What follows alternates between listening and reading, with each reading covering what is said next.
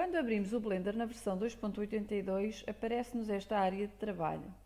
Vamos agora explorar alguns botões da área de trabalho e algumas teclas de atalho do Blender. Podemos começar por estas localizadas na lateral direita. Temos aqui a lupa que amplia ou reduz a visualização. Ao clicar na lupa e não largando o botão esquerdo, podemos aproximar e afastar o objeto em palco. Outra forma de fazer isto é rodando o scroll do rato para a frente e para trás e obtemos o mesmo efeito. Temos o outro botão que permite mover a visualização. Clicando com o botão esquerdo sobre ele e não largando o rato, podemos então mover a visualização do objeto em palco. Outra forma de fazer o mesmo é pressionando o Shift e o botão meio do rato e ao mesmo tempo rodando o rato e obtemos o mesmo efeito. Vou apagar agora o cubo e adicionar um ou outro objeto para podermos ver uma forma de visualização que é, clicando no botão meio do rato, eu posso ver a frente, a traseira, a parte de cima e a parte de baixo do objeto em palco.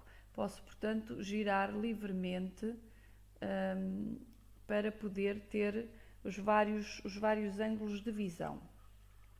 Continuando aqui nestes botões, tenho aqui mais outro que tem a ver com a visão de câmara. Ao clicar nele permite-me ter a visão de câmara, ou seja, antes de renderizar um trabalho, eu tenho que ter sempre a visão de câmara, porque se eu não vir o trabalho dentro da visão de câmara, ele não vai ser renderizado. Por exemplo, se eu fizer renderizar imagem e o macaco não estar dentro da visão de câmara, acontece que ele não vai ser mostrado no trabalho final. Ao contrário, agora, estando na visão de câmara, ele aparece ali. Portanto, é sempre importante todos os objetos em palco estarem dentro da visão de câmara. Por isso, posso aceder a este botão ou clicando no teclado numérico, clicando no botão no 0. Teclado numérico 0, pressiono 0 e alterno entre visão de câmara e a visão normal. Depois tenho um outro que tem a ver com o ativar ou desativar, ou alternar, melhor dito, alternar entre as projeções de perspectiva e ortográfica. Portanto, clicando aqui, olho para o canto superior esquerdo e verifico que mudou para a ortográfica. Se eu voltar a clicar, ele mudou para a perspectiva. Portanto, os dois tipos de visualização podem ser alternados clicando aqui neste botão. Outra forma de fazer, e mais célere, é clicando com o 5 do teclado numérico. O 5 faz exatamente a mesma coisa, alterna entre o modo ortográfico e o modo perspectiva da minha visão. Agora perceber para que é que servem alguns dos botões que estão aqui na barra de ferramentas. Então, temos aqui o primeiro que dá para fazer vários tipos de seleção do objeto em palco. Seleção por caixa, é clicando e arrastando e seleciona tudo o que está dentro da caixa que eu desenho. Se eu quiser selecionar a luz e a câmera, aumento a caixa e fica tudo selecionado. Tenho a seleção por círculo, exatamente a mesma coisa. Ao clicar, seleciona tudo o que está dentro do círculo. Tenho a seleção por laço, que é uma seleção mais irregular e que tem o mesmo efeito. Este tipo de seleção é muito mais usada. Para tirar a seleção eu devo fazer Alt-A.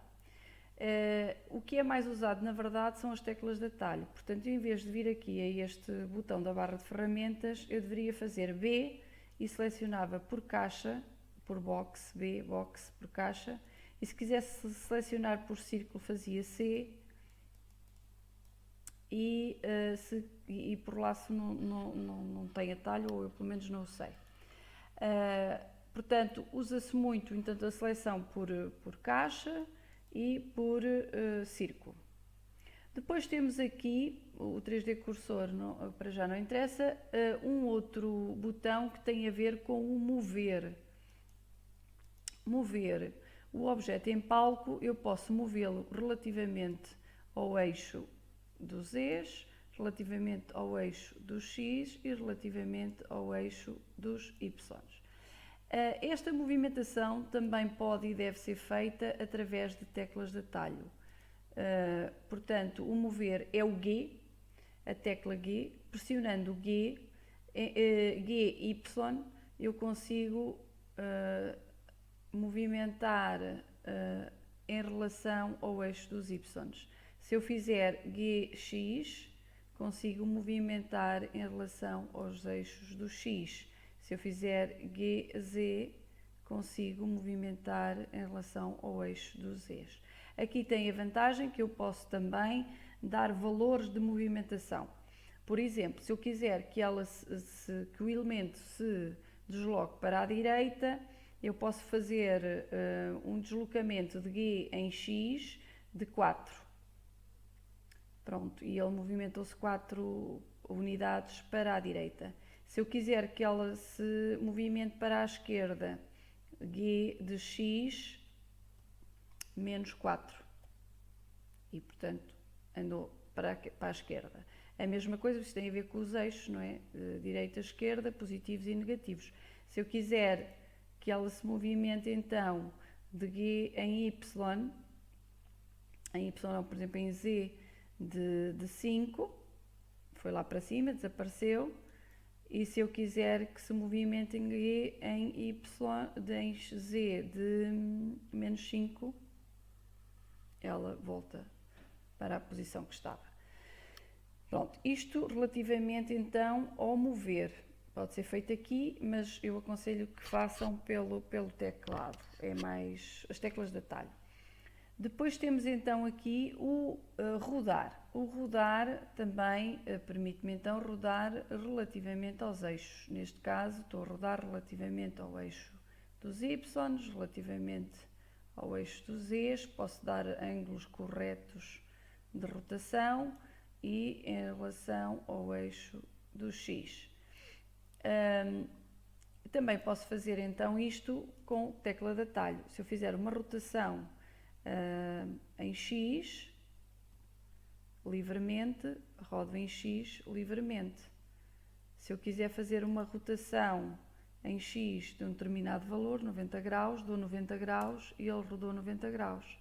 Se eu fizer uma rotação em X de menos 90, ele volta para a posição inicial. Portanto, resumindo, para movimentar o G, para mover o G, para rodar o R. Para mudar a escala, portanto, para alterar o tamanho, eu também posso acionar aqui este botão e posso então aumentar o tamanho em Y, só em Y, do objeto. E se eu clicar aqui, um aumento em X e aqui um aumento em Y e o outro era em Z. Pronto. Agora, também posso fazer isto com a tecla de atalho. Portanto, se eu der um S e movimentar, eu faço um aumentar proporcional do meu objeto. É proporcional. Se eu quiser aumentá-lo em X, então dou um S, X e posso dar um valor. Quero aumentá-lo 3. E acontece isto. Portanto, aumenta em X. Clico o botão direito do rato para anular a operação. Quando estou com estas experiências, é interessante, às vezes faço coisas só para experimentar, e se eu clicar com o botão direito do rato, não confirmo a operação. É também interessante saber. Portanto, um S em Y, vou aumentar a espessura, e eu não querendo confirmar, faço esquerdo, não querendo confirmar, direito e ele volta à posição inicial. Portanto, S temos para mudar o tamanho. Depois temos então aqui um outro que junta todas elas num só, ou seja, esta eu posso mover, posso aumentar e posso rodar. Portanto, este botão permite-me fazer todas as operações. Tenho aqui todos os elementos para poder mexer e reparem que o mover tem uma definição de uma setazinha e o aumentar na ponta tem um quadradinho. Portanto, é isto que fazem estas teclas de atalho para operacionalizar sobre o objeto no ambiente de trabalho do Blender. Uma coisa muito útil no Blender também é saber trabalhar com as várias visões do objeto em palco.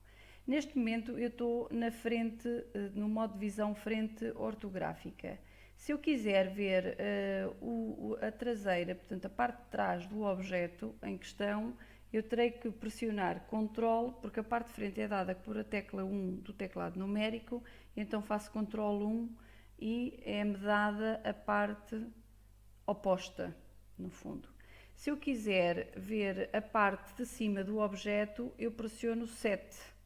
Então, se quiser ver a parte de baixo, a oposta, faço Ctrl 7 e vai-me dar a parte de baixo.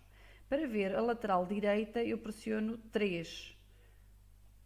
A lateral direita é dada pela tecla 3. E se eu quiser ver a esquerda, Ctrl 3. E dá a parte esquerda do objeto. Se eu quiser ir novamente para a frente do objeto, é 1. Okay? Portanto, frente, para ver a parte de trás do objeto será o Ctrl 1, para ver a parte de topo do objeto é o 7, a parte de baixo do objeto Ctrl 7, e para ver a parte lateral direita 3 e a lateral esquerda Ctrl 3. Reparem que esses modos de visão aparecem sempre aqui no cantinho superior esquerdo. Eu consigo ver estes modos todos no menu, no visualizar, área, alternar para visualização de 4 vistas. Eu aqui consigo ver o topo, a frente, a esquerda e a direita. Portanto, tenho aqui as 4 vistas, por isso é que é o menu das 4 vistas. O que é interessante quando eu quero realmente mexer o objeto e ter uma noção de como é que ele está localizado nas 4 vistas. Portanto, eu aqui consigo mexer em cada uma em particular e ter uma ideia em como é que ele se localiza no palco. Portanto, visualizar, área, e vou alternar para a visualização das 4 vistas e volto outra vez. Vejo a visão de frente, que é o 1, e portanto, isto são os principais modos de visão que eu posso trabalhar no Blender, e convém mesmo trabalhar no teclado numérico porque é a forma mais correta. Se eu clicar 5, então mudo da forma ortográfica para a forma de perspectiva. Alterna entre uma e outra.